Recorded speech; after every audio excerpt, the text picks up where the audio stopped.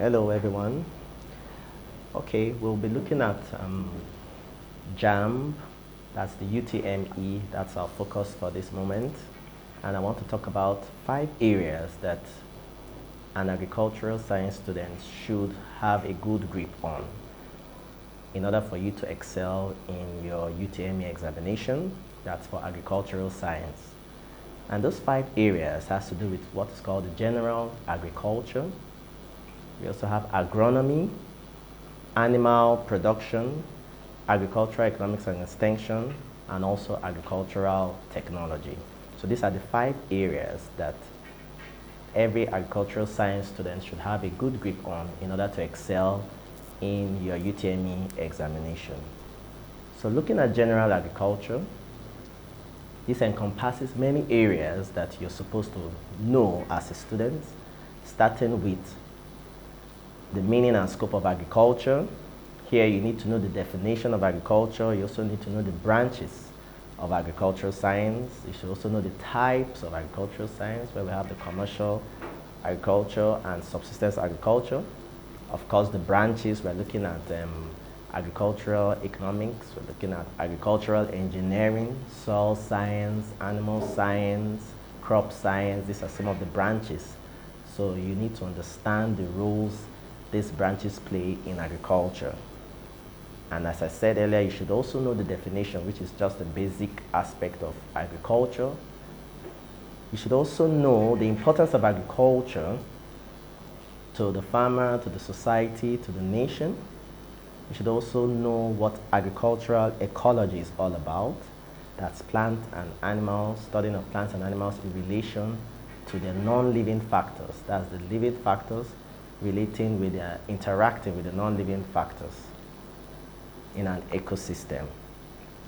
You should also know about genetics, which has to do with, of course, breeding, which is a very vital part in agriculture when it comes to animals and also for crops. We also need to know about farm inputs, where we have planting materials that are used in order to carry out propagation of our crops. Also chemicals or agrochemicals, which are used to ensure the successful growing of our crops on the field. Another aspect we should know as a student under general agriculture is the history of agricultural development in Nigeria. We need to understand how agriculture came about from the early men up to this present time, where we have science, the role of science and technology taking over to help boost agricultural production. Still under general agriculture, you need to know the roles of government and NGOs, which are non-governmental organizations, the roles they have played in order to boost agriculture in Nigeria or West Africa. And here, these roles, you see the government has developed policies that have helped to boost agriculture, and some organizations have been, some programs have been formed or established by the government, and some of these programs include, just to mention a few, we have what is called the ADP, Agricultural Development Project. We have GR, the Green Revolution. We also have OFN, Operation Feed the Nation. We have RBDA, River Basin Development Authority. Some of these programs have been established to actually help boost agriculture in our localities. There are some NGOs, which are non-governmental organizations that have been established to also help boost agricultural production, are WADA, which means West African Rice Development Agency. We have IITA, International Institute for Tropical Agriculture. We have ILRI, which is the International Livestock Research Institute. We also have FAO, Food and Agricultural Organization, just to mention a few. There are others. So I'm just trying to let us know some areas that we really need to pay attention to in order to excel in agricultural science. Still talking about, remember, all that I've mentioned falls under general agriculture. As I said earlier, there are 5 aspects where you have to have a good grip on. And let me just give a recap again. We have the general agriculture, We have agronomy, we have animal production, we have agricultural economics and extension, and we also have agricultural technology. So I've just talked briefly about general agriculture, and now I will talk about agronomy, which is the second aspect that is key to your excelling in this UTME examination. We have agronomy. And what does agronomy involve or entail? This has to do with the study of crops. It also has to do with soil management, and it also has to do with pest management. Now, anything related to soil and crops falls under agronomy. So here you should also know about rocks and soil formation. You should also know about soil water and how to conserve soil. You should also know about soil fertility. What is soil fertility? The factors that influence fertility of our soil, and certain factors that can lead to loss of fertility of our soil, and certain factors or ways by which we can replenish the fertility that has been lost from our soils. Land preparation and soil tillage is another factor, another aspect under agronomy that you have to pay attention to. Also, propagation of crops, that's the production of independent units of plants. How are crops propagated, either sexually or asexually? We need to know more about that or pay attention to that.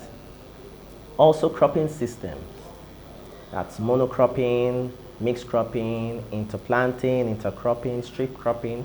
All of these are aspects that you need to pay attention to. Another aspect under agronomy is crop husbandry. Here you need to understand about the various crops, how they are cultivated, their varieties, their method of propagation, the soil requirements, the cultural practices carried out, weeding, the fertilizers that are applied, their maturity period, and then their planting depth, their spacing, all of these, the pests that are attacked, the pests that do attack such crops, how to control such pests, the diseases that also attack such crops, and how to control those diseases, also the symptoms of those diseases, the uses of these crops, how they are processed, how they are stored. All of these you need to pay attention to under crop husbandry. Another aspect under agronomy is pasture and forage crops. We need to understand what pasture is. We need to also understand what forage crops is. How to establish a pasture, the types of pasture, types of forage crops. So these are things you need to pay attention to. Leguminous crops, grasses. You know, we have crops that are leguminous crops. We also have crops that fall under grasses, like the elephant grass, the Guinea grass, the gamba grass, the northern gamba grass, southern gamba grass. These are examples of grasses, and they fall under pasture crops. We also have leguminous crops like the central sematobicens. We also have Pureria fascioloides. We also have Calopogonium muconoides. These are examples of leguminous crops. So all of these fall under forage crops. So it's important for you to know them, quite a number of them, because it's part of what it will help you to excel. We also have floriculture, which is still under agronomy. Here, remember I said it's 5 aspects. So we've talked about the first aspect, which is general agriculture. Now we're looking at agronomy, which is the second aspect, and I've elaborated a little on this, and I'm at the point where I'm talking about floriculture, which has to do with study of our ornamental plants. You know, this also has a role to play in agriculture, so we should understand the importance of floriculture, of the role they play in our environment. These are crops or plants that help to beautify our environment. We need to know the examples, the types of ornamental plants. We have shrubs, we have flowers. We need to know the examples, the types, the roles they play, how they are established, and how important they are to agriculture generally. Then we also need to look at weeds, which is another important aspect under which falls under agronomy too. Here we're looking at the types of weeds, the characteristics of weeds, the importance of weeds, or the economic importance of weeds, which some weeds, even though weeds are unwanted plants, they are also useful, in some aspects too. So we need to also understand how the weeds are controlled, either chemically, biologically, or physically, or mechanically. These are ways by which they can be controlled. So that's another aspect you should look at. Then crop diseases too is another aspect that you should pay attention to. There are so many diseases that affect crops, the symptoms of these diseases, how to control them, how they are classified, the causal organisms of these diseases, whether they are viruses or caused by virus, or they are bacteria, or they are caused by fungus. For example, we have the maize streak, which is a viral disease. We have the maize smut, which is a fungal disease that affects the maize plant. So we need to understand and know that there are so many diseases that affect our crops, both cereals and leguminous crops and fiber crops. We need to understand that. Then also pests too. We need to elaborate, get an extensive knowledge on pests, how they affect our crops. We have insect pests, we have non-insect pests, we have field pests, we have storage pests. Those are pests that affect crops on the field, and we have pests that affect crops in the store, like the weevils. So we need to understand how to control such pests. And we also have forest management. Talking about forest, which is an area of land where trees are grown, or we have both trees and other plants growing in an area of land, that is forest. We also have silviculture, which has to do with the study of trees and other related trees. Although forestry encompasses not just trees, we talk about trees and other related trees and other resources that are found in the forest. So we have the third aspect we're going to look at here is animal production. Here you should also pay attention to this aspect which has to do with just the management of our farm animals.